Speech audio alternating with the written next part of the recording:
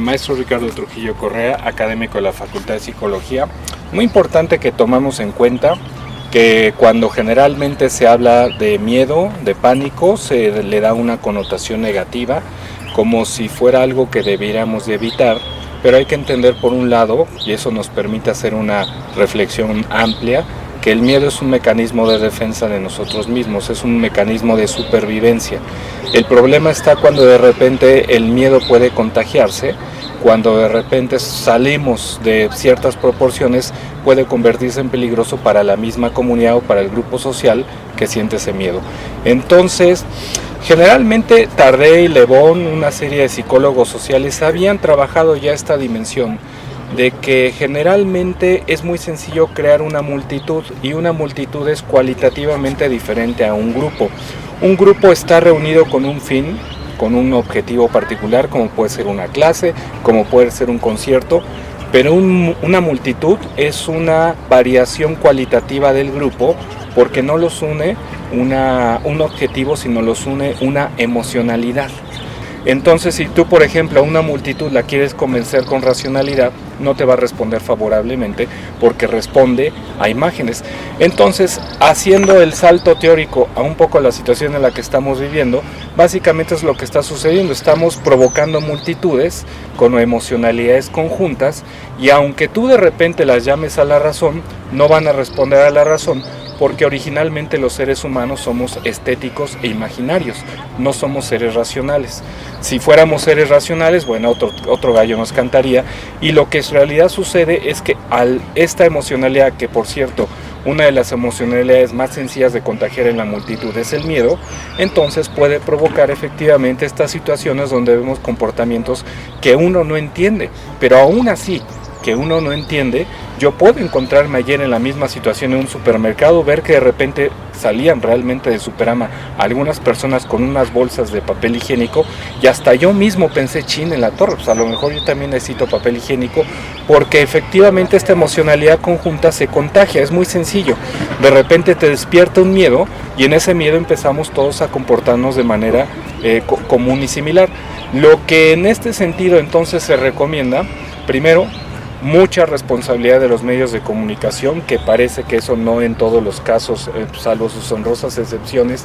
Mucha responsabilidad porque se ha estado provocando el miedo, se han estado dando informaciones, atendernos a la información y a lo que las autoridades en este caso hacen referencia, evitar despolitizar esto, porque evidentemente con la politización que traemos a cuestas, pues ahora todo el mundo dice, pues sí, es que este no sabe, ¿y cómo le vas a creer? Y entonces estamos en el peor de los escenarios, porque en vez de generar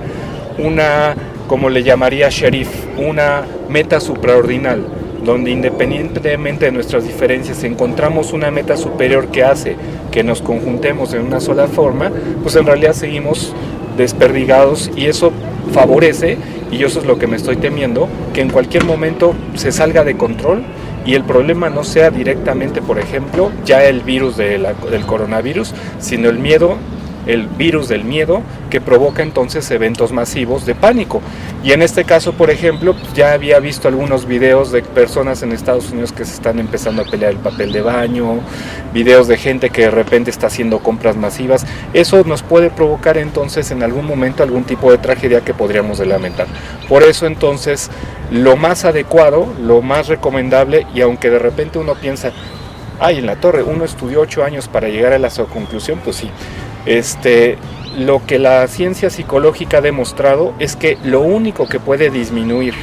los efectos de una multitud en pánico, o de, en este caso, del rumor que puede producir, exacerbar una serie de comportamientos, es básicamente mantener información y contexto, es lo único que puede disminuir y aminorar este tipo de fenómenos, porque básicamente de repente si te dicen, es un virus que te mata, soy aterrorizado. Pero es un virus que mata efectivamente a las personas que tienen un sistema inmune comprometido y probablemente ya situaciones anteriores que están favoreciendo la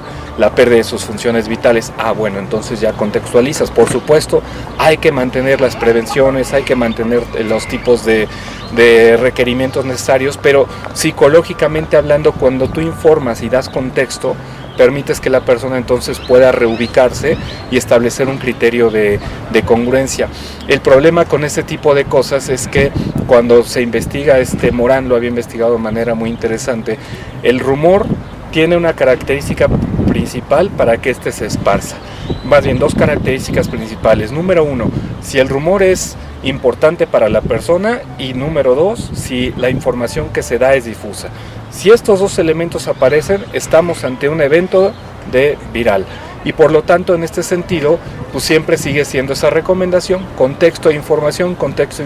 aunque suena que un psicólogo debería dar una serie de técnicas más elaboradas, más elementales, pero en realidad la ciencia psicológica es muy clara en ese sentido. Y a la hora de que entonces empezamos a poner las cosas en su justa medida, favoreceremos, por lo menos, que estos núcleos de multitudes contagiadas del virus del terror y del miedo se disminuyan y sean más controlables y no vayan a provocar otro tipo de tragedias. Yo eso es lo que estoy esperando. A lo mejor en algún momento empiezan a surgir problemas, peleas en un súper, y eso no le conviene a nadie.